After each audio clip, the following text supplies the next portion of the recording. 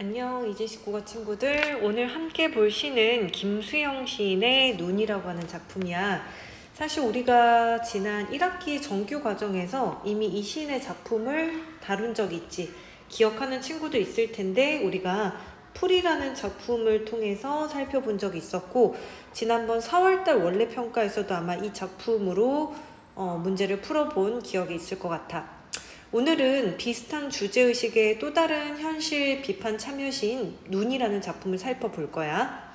자, 이 작품을 이해하기 위해서는 일단은 어떠한 부정적인 현실을 배경으로 하는지를 알 필요가 있어.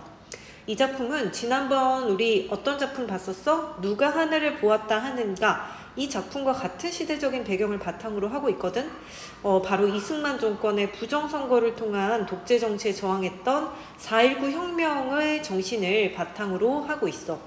그래서 지난주 작품을 함께 연결해서 보는 것도 작품을 깊이 있게 이해하는 또 도움이 될 것 같아.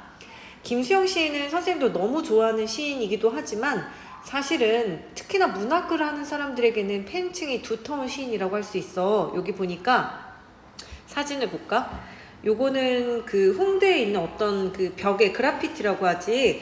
자, 거기에 있었던 건데 보통 이렇게 벽화에 그림을 그린다라고 하는 것은 어떤 현실의 부정적인 것에 대해서 비판의 메시지를 담겠다라는 의도야. 근데 여기에 왜 김수영의 얼굴을 이렇게 했을까? 그거는 아직까지도 김수영 시인이 특히 요즘에 20대에게도 저항의 이미지를 가진 대표적인 시인이기 때문에 서울에 가면 벽에서 이런 김수영의 얼굴을 심심치 않게 볼 수 있단다.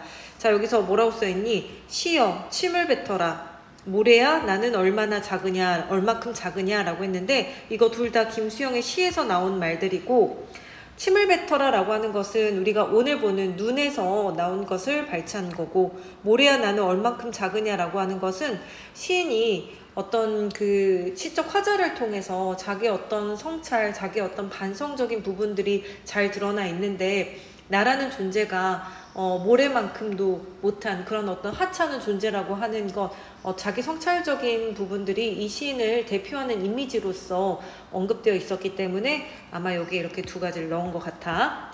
자, 그러면은 일단 제목부터 한번 살펴보도록 할게. 오늘 작품의 제목인 눈이라고 하는 것은 사실 아주 다양한 작품에서 상징적인 의미를 가지고 있어. 우선 긍정적인 의미로 본다면 눈은 무슨 색이야? 흰색이잖아. 그러니까 흰색이니까 깨끗함과 순수함을 상징하고 있어. 그래서 눈이라고 하는 것은 우리가 시에서 보면은 일반적으로는 긍정적인 이미지로 봤을 때는 순수함이나 또는 깨끗함을 상징한다라고 볼 수 있는데, 또 눈이라고 하는 것은 한겨울에 내리잖아. 추울 때지. 그렇기 때문에 부정적인 이미지로 본다면은 눈은 차갑다라는 면에서 부정적으로 쓰여지기도 해. 부정적 상징의 의미를 가지고도 있어. 예를 들면 이육사의 광야라고 하는 작품을 통해 보면, 광야라는 작품에서 아직은 눈이 내리고 라는 표현을 통해서 눈이라고 하는 것은 시련과 고난과 역경이다 라는 그런 어떤 상징성으로도 이해될 수 있다는 거지. 또 온갖 더러운 것들이 하얀 눈에 덮여 있으면은 본질적인 것들이 드러나지 않고 숨게 된다라는 점에서도 부정적으로 해석하기도 해.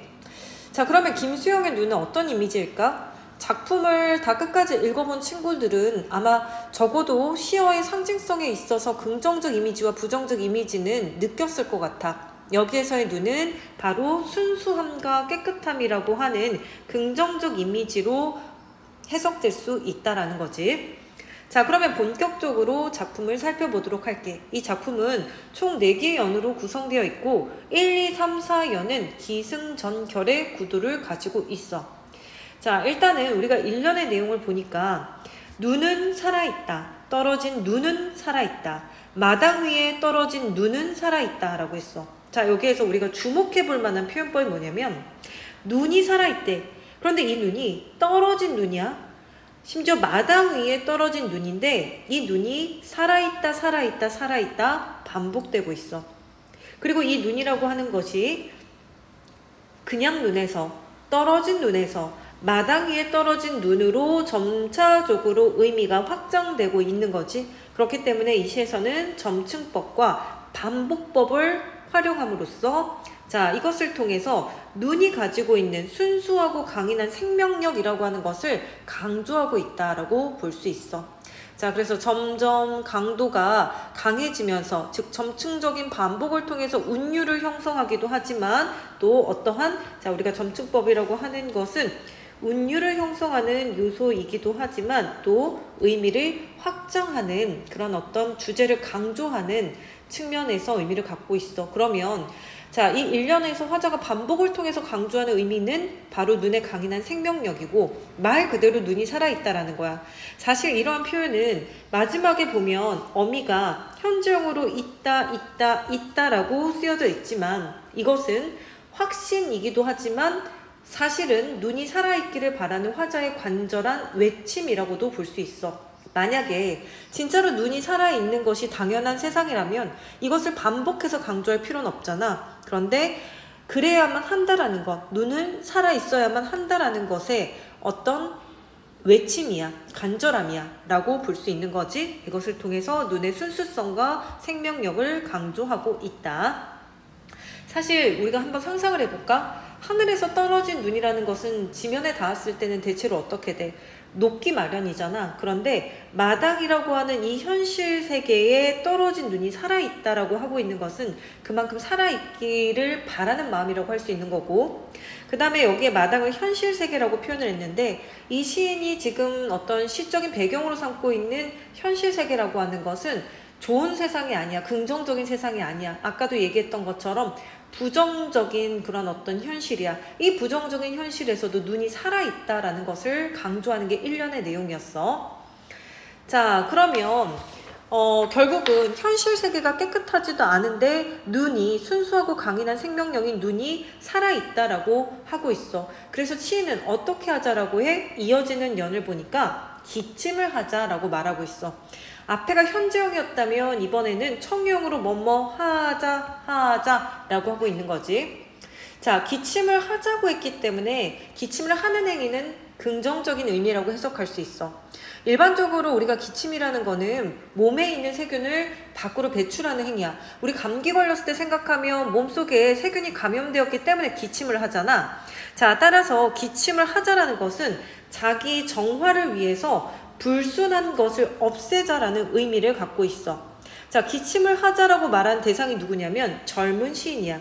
젊은 시인이라고 하는 사람은 순수한 영혼을 지닌 존재야. 마치 눈처럼 순수함을 갖고 있는 존재인데 이것은 시적 화자 자신일 수도 있고 또는 순수한 영혼을 가지고 있는 젊은이, 세상의 어떤 더러움과 부당함에 대해서 그것에 감염되지 않은 순수한 어떤 사람을 얘기하고 있어.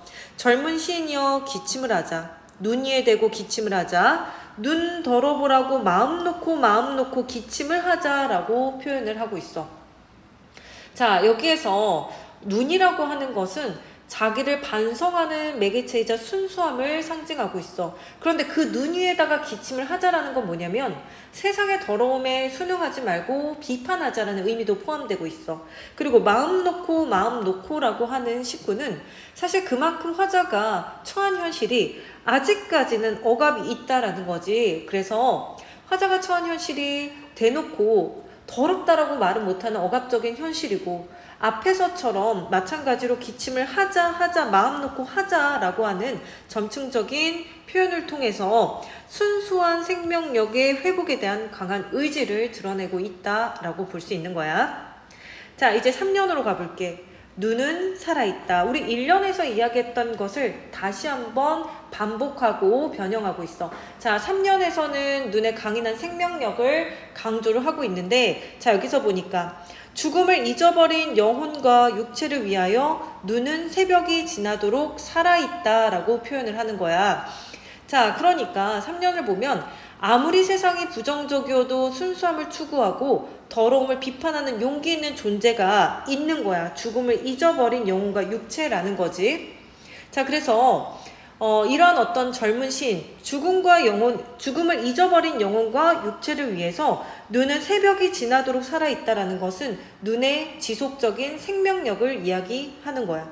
그래서 마지막에 기침을 하자, 젊은 시이여 기침을 하자 라고 하는 것을 아까 역에서 이연에서 이야기했던 것을 다시 한번 강조를 하는 거지. 눈을 바라보며 밤새도록 고인 가슴의 가래라도 마음껏 뱉어내자 라고 표현을 했어. 자, 눈을 바라본다라는 것은 아까 얘기했던 것처럼 눈이라는 것은 기침을 마음껏 할 수 있게 하는 원동력이야. 밤새도록 고인 가슴의 가래라도 라는 것은 그동안 마음껏 기침을 할 수 없었던 고요했던 더러운 것이야. 즉 어두운 시대 상황에서 내면화되어 버린 부정적이고 비양심적인 의식을 이야기하는 거야. 그래서 젊은 시인 또는 시적 화자는 살아있는 눈을 보면서 가슴에 고여있는 그런 더러운 가래를 마음껏 뱉어내자 라고 이야기를 하는 거고, 자, 그것은 눈의 무한한 순수함과 차가움과 신선함을 통해서 현실의 더러움을 씻어내고 또 순수한 삶에 대해서 회복하자라는 화자의 희망과 의지를 고백하는 것이다 라고 볼 수 있는 거야.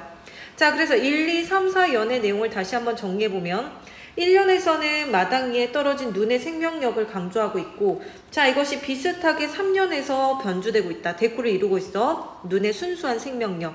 2연에서는 이러한 눈을 바라보면서 순수한 생명력을 회복하자라는 의지를 밝히고 있고, 또 마찬가지로 4연에서 이 부분이 다시 반복되어 변주됐어. 가슴에 가래라도 마음껏 뱉어내자라고 하면서 순수한 삶을 추구하고 있다라고 볼 수 있어.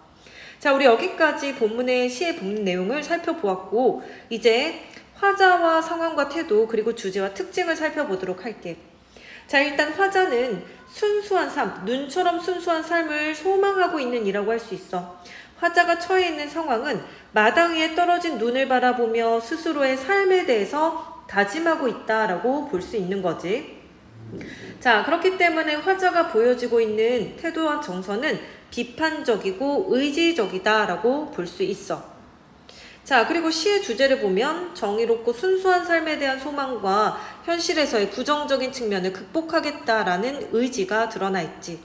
자, 이 시의 특징 두 가지를 정리해보면 첫 번째는 핵심 없고, 자, 여기서 보니까 눈은 살아있다, 기침을 하자 등의 점층적인 반복과 청유형의 문장을 통해서 화자의 의지를 강조하고 있어. 또 눈과 기침이라는 대비적 시어의 사용을 통해서 순수한 생명력과 부정적 세계의 대립적 구조를 형성하고 있는데, 자, 이 부분을 살펴보니까 눈이라고 하는 것은 생명력이고 순수와 정의를 의미하는 거야. 반면에 가래라고 하는 것은 뱉어내어야 하는 더러움과 비양심적인 것, 부정적 어떤 현실에 의해서 억눌려 있는 것들을 의미하는 거지. 자, 이러한 눈과 가래가 서로 대비적인 구도를 이루는 가운데 젊은 시인은 순수한 삶을 추구하면서 이러한 어떤 눈을 바라보며 가래를 뱉어내자라고 하는 자기 정화의 의지를 보여준다라고 볼 수 있을 것 같아. 자, 여기까지 우리 김수영의 눈이란 작품을 살펴보았고, 오늘은 시를 길게 해설은 하진 않았지만 우리가 전에 정규 시간에 다뤘던 풀과 함께 이 시의 내용을 한 번 더 곱씹어 보면서 정리를 해봤으면 좋겠다. 자, 오늘 여기까지 할게요.